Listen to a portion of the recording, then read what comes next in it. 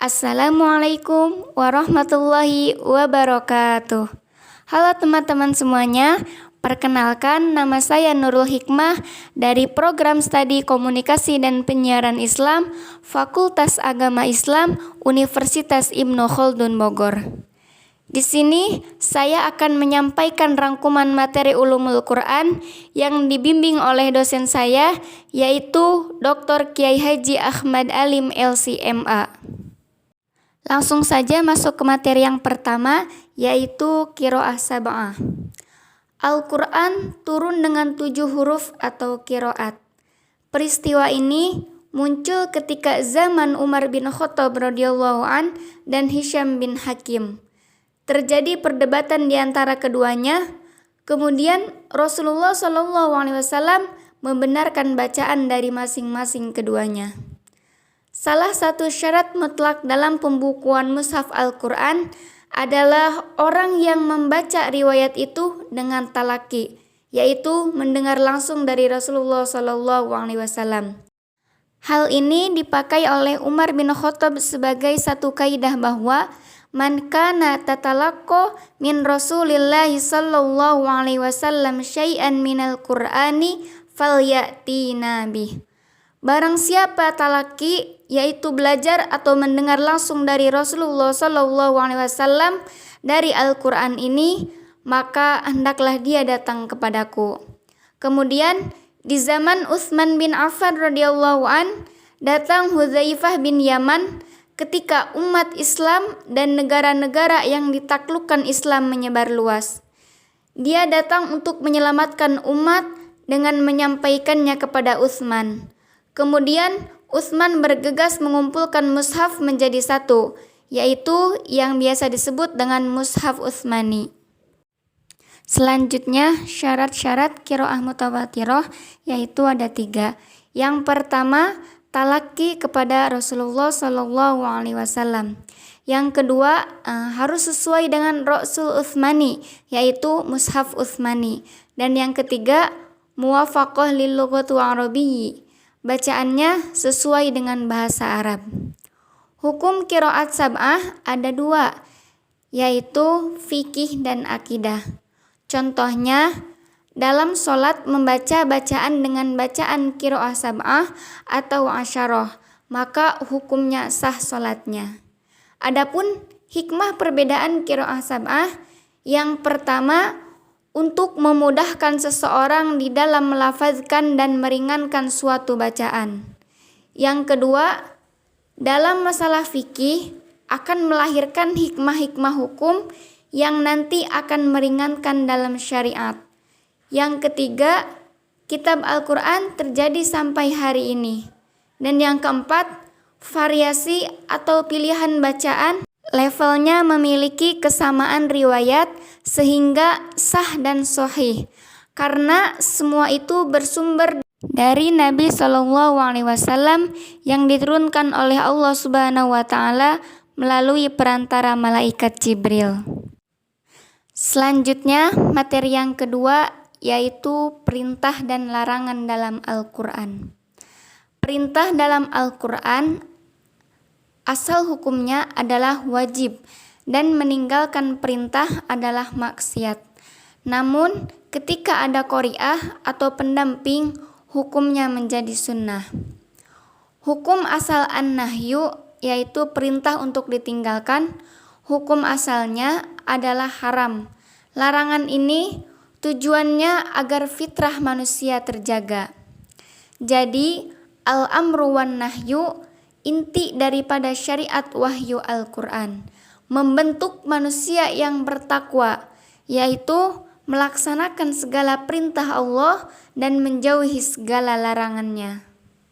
Materi yang ketiga, yaitu sejarah tafsir Al-Quran. Secara bahasa, al-kasyu yaitu membuka sesuatu yang tertutup, menampakkan dengan jelas, dan menjelaskan segala sesuatu yang ada di dalam Al-Quran. Sedangkan secara istilah, yaitu ilmu yang membahas tekstual atau konstekstual Al-Quran yang dikaitkan hukum yang berupa hikmah-hikmah di dalamnya dan juga menjelaskan makna-maknanya. Tafsir Al-Quran ditinjau dari sisi historis dan perkembangan bagaimana tinjauan sejarah. Yang pertama, tafsir di masa Nabi Muhammad SAW. Setiap nabi diutus untuk membawa kitab suci, menyampaikannya sesuai lisan kaumnya, dan menafsirkannya baik surat dengan surat maupun ayat dengan ayat.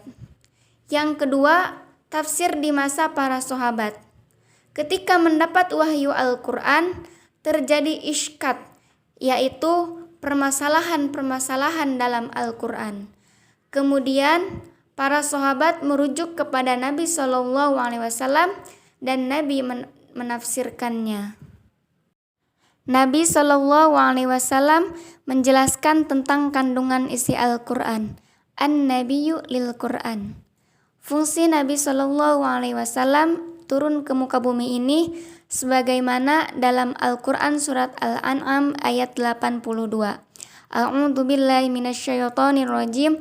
Alladzina amanu wa lam yalbisu bidzulmin. Orang yang beriman dan tidak mencampur keimanannya dengan kezaliman. Para sahabat mempertanyakan makna lafaz zalim. Kemudian Nabi SAW menafsirkannya dengan membacakan Al-Quran surat Luqman ayat 13. A'udzu billahi minasyaitonir rajim. Innasyirka ladzulmun adzim. Sesungguhnya syirik merupakan kezaliman yang besar. Dan juga di dalam Al-Quran surat Al-Anfal. A'udzu billahi minasyaitonir rajim. Wa'addu lahum mastata'tum biquwwah. Dan siapkan kalian untuk menghadapi para musuh apa saja yang kalian tunggu dari kekuatan. Para sahabat menafsirkan ayat dengan sunnah Nabi. Yang ketiga, tafsir di masa tabi'in. Berguru kepada para sahabat. Seperti contoh di Mekah yang paling terkenal adalah Ibnu Abbas. Beliau mempunyai murid yaitu Abu Zahim, Ikrimah, Sa'id bin Zubair, Taus bin Haisam. Di Madinah yaitu Ubay bin Ka'ab, murid-muridnya adalah Zaid bin Alsam, Abdul Aliyah, Muhammad bin Ka'ab al-Murabi, dan lain-lainnya. Dan di Irak yaitu Ibnu Qais, muridnya Masruq, Aswad bin Yazid, Hasan al-Basri, Qatadah, Amir Asy-Syaqi, dan lain-lainnya. Materi yang keempat yaitu metodologi tafsir. Fungsi utama diturunkannya Al-Quran adalah sebagai petunjuk bagi umat manusia. Dzalikal kitabu la raiba fihi hudal lil muttaqin. Kitab Al-Quran ini tidak ada keraguan padanya, petunjuk bagi mereka yang bertakwa. Perbedaan antara tafsir dan ta'wil. Yang pertama, tafsir menurut bahasa diambil dari kata al-fasr yang berarti penjelasan dan keterangan. Yang kedua, ilmu yang bertujuan untuk mengetahui atau memahami maksud firman Allah yang terdapat dalam Al-Quran dengan sebatas kemampuan manusia. Yang ketiga, adapun takwil secara bahasa diambil dari kata aura yang artinya kembali kepada yang asli. Secara istilah, memalingkan suatu kata dari arti sebenarnya kepada arti yang jauh karena ada alasan tertentu. Kemudian tafsir dan macamnya. Tafsir Al-Quran secara umum bisa dibagi menjadi dua, yaitu dipandang dari segi sumbernya, tafsir terjadi menjadi dua. Tafsir bil ma'thur yaitu tafsir yang bersumber dari Al-Quran, hadis Nabi, perkataan sahabat, atau tabi'in. Tafsir bil ar-ra'y ijtihad yaitu semua tafsir yang bersumberkan atau berlandaskan pada ijtihad akal manusia. Dan ini secara umum dibagi dua mahmud dua mahmudah yaitu terpuji dan mazmumah yaitu tercela. Tafsir At-Tahlili, tafsir Ijmali, tafsir Al-Maudu'i, dan tafsir Al-Muqarrin. Syarat-syarat menafsirkan Al-Quran. Yang pertama, akidahnya harus benar. Yang kedua, ikhlas, tidak mengikuti hawa nafsunya. Yang ketiga, memulai menafsirkan sebuah ayat dengan merujuk kepada Al-Quran. Kemudian As-Sunnah, apabila tidak ditemui melihat pandangan sahabat, kemudian tabi'in selama periwayatannya dapat dipertanggungjawabkan. Yang keempat, menguasai ilmu bahasa Arab dan cabang-cabangnya. Yang kelima, mengetahui ilmu Al-Quran. Yang keenam, pemahaman yang cermat serta berhati-hati. Yang ketujuh, berkelakuan baik. Yang kedelapan, mengamalkan ilmunya. Yang kesembilan, tawadu dan tidak sombong. Dan yang kesepuluh, mencari kebenaran dan tidak mengedepankan suatu pendapat yang lemah. Sejarah perkembangan tafsir Al-Quran. Yang pertama, masa hidup Rasulullah SAW. Yang kedua, sahabat dan tabi'in. Dan yang ketiga, pembukuan tafsir. Fase pembukuan Al-Athar Al-Musannadah. Fase pembukuan asal tafsir secara terpisah. Fase berbaurnya riwayat tafsir. Fase pembukuan riwayat yang dibuang sanadnya. Karya-karya tafsir. Saat yang pertama, tafsir Jalalain. Yang kedua, tafsir Al-Quranul Azim. Dan yang ketiga, tafsir Zilal Quran. Kewajiban belajar Al-Quran terdapat dalam Al-Quran Surat Shad ayat 29. Hikmah dari diturunkannya Al-Quran yang berbarokah adalah agar manusia bertadabbur ayat-ayatnya dan memberikan nasihat apa yang terkandung di dalamnya. Tadabbur adalah menakwilkan tentang lafaz-lafaznya untuk sampai kepada pengertian dan pemahaman. Kewajiban orang yang mengerti Al-Quran. Wajib bagi kita menerangkan kepada sesama dengan cara tulisan atau lisan, menerangkan kepada sesama secara utuh untuk menjelaskan lafaz-lafaznya dan kandungan maknanya. Dalilnya yaitu Al-Quran Surat Ali Imran ayat 187.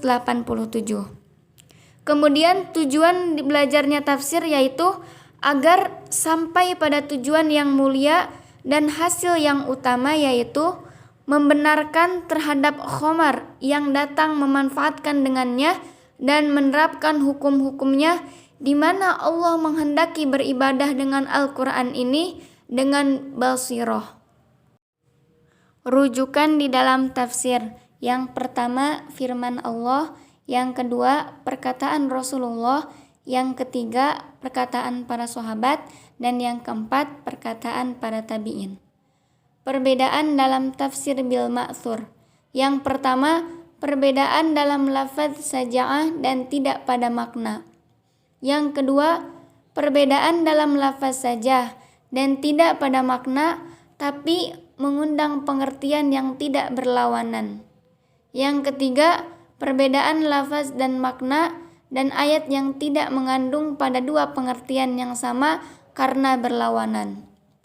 Penerjemahan Al-Quran jenisnya ada dua. Yang pertama, terjemah harfiah, yaitu menerjemahkan kalimat dengan sepadanannya.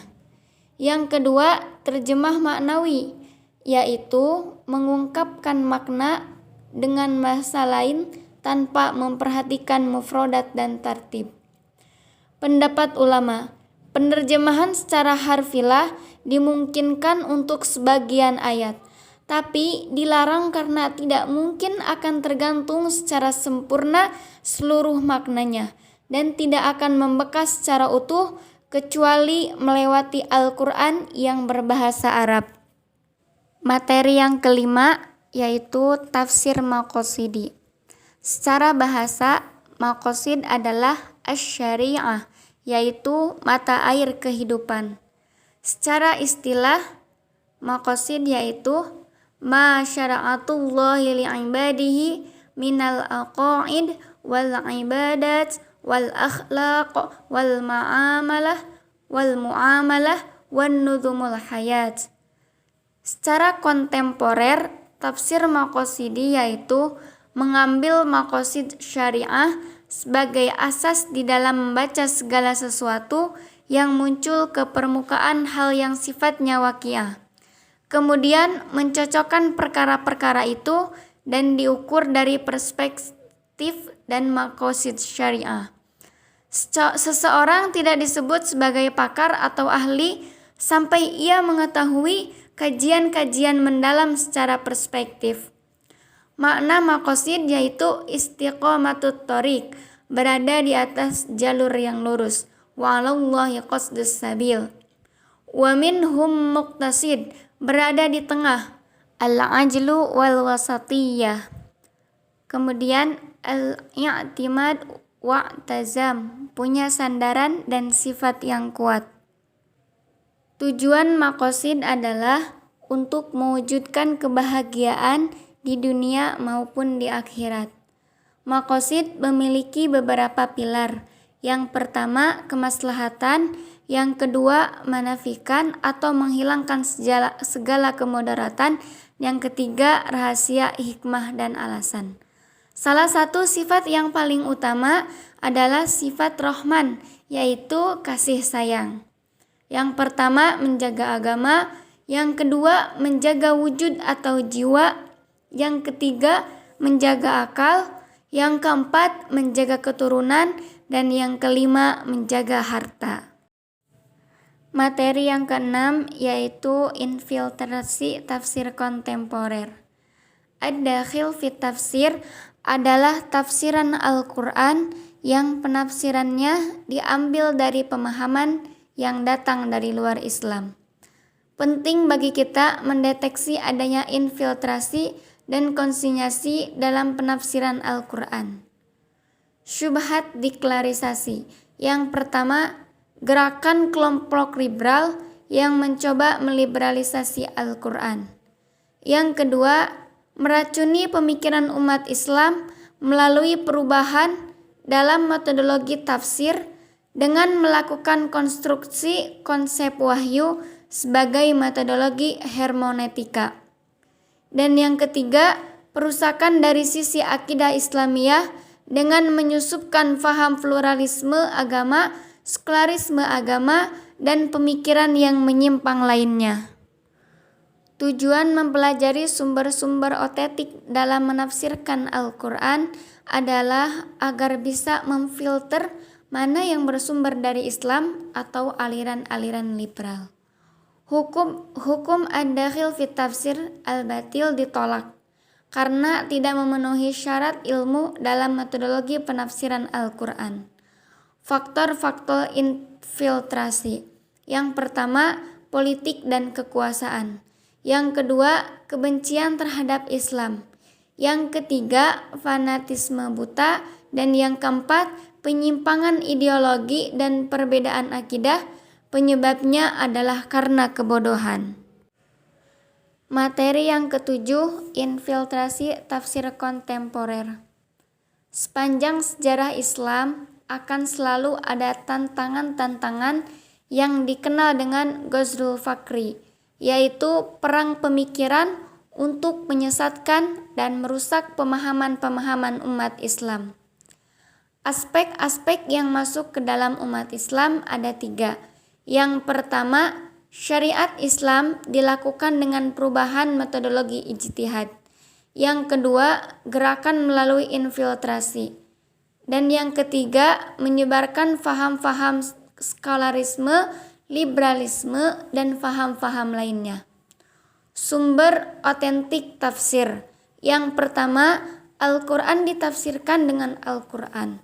Yang kedua, Al-Quran ditafsirkan dengan sunnah-sunnah, yaitu ucapan Rasul. Yang ketiga, Al-Quran ditafsirkan dengan pemahaman para sahabat. Yang keempat, Al-Quran ditafsirkan dengan perkataan para tabi'in. Yang kelima, Al-Quran ditafsirkan dengan pendekatan bahasa Arab. Yang keenam, Al-Quran ditafsirkan dengan ijtihad para ulama. Tafsir bil ma'thur atau tafsir biriwayah fokus pada riwayat yang sahih.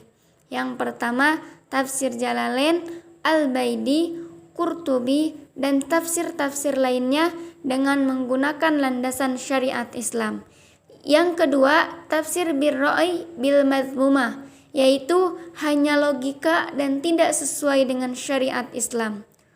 Contoh tafsir generasi awal yaitu tokoh-tokoh sahabat yang menjadi mufassir, salah satunya adalah Ibnu Abbas yang mempunyai murid Mujahid bin Zubair, Ikrimah atau bin Abi Rabi'ah dan para sahabat lainnya.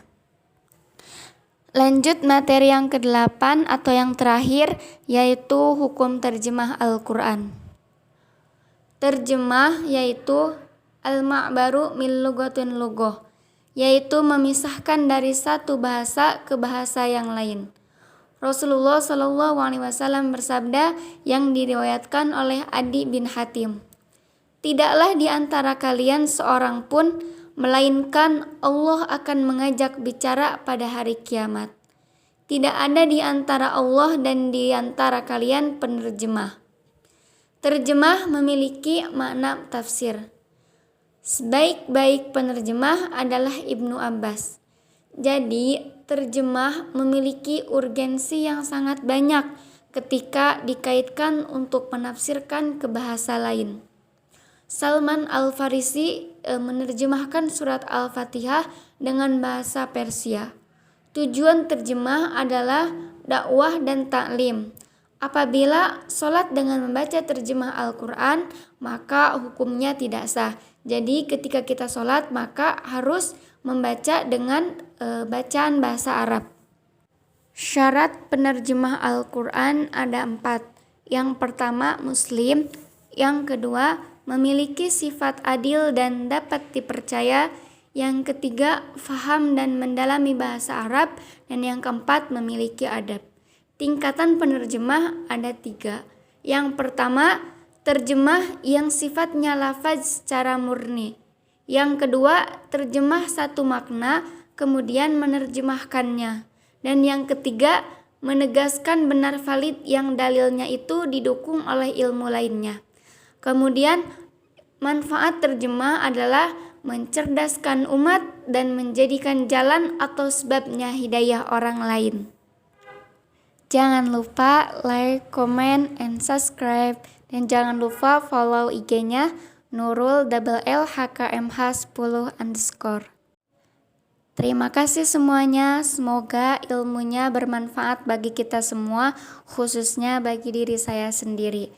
Kurang dan lebihnya mohon maaf. Billahi taufiq wal hidayah. Wassalamualaikum warahmatullahi wabarakatuh.